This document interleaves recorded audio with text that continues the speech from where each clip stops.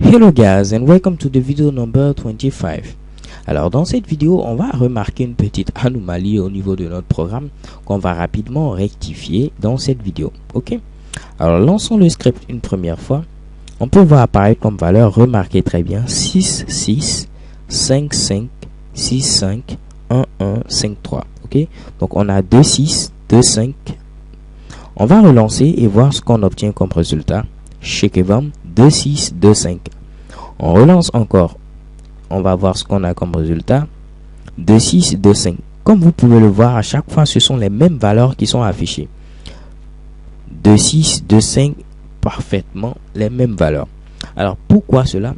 Tout simplement parce que l'ordinateur lui-même ne peut pas générer des nombres de manière aléatoire. En réalité, ce sont des calculs mathématiques assez complexes qui se trouvent derrière.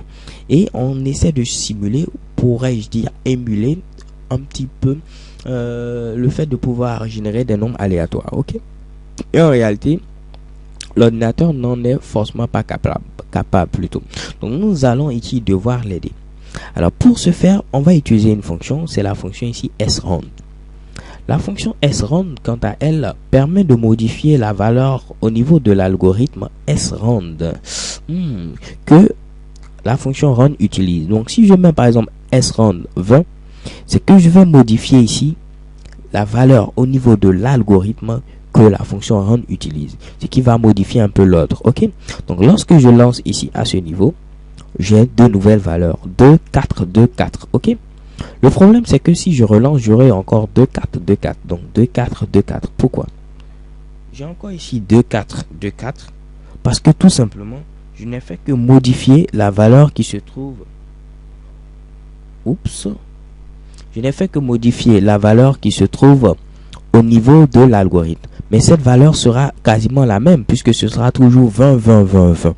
L'objectif, c'est de faire en sorte que la valeur qui sera modifiée au niveau de l'algorithme puisse changer automatiquement à chaque fois.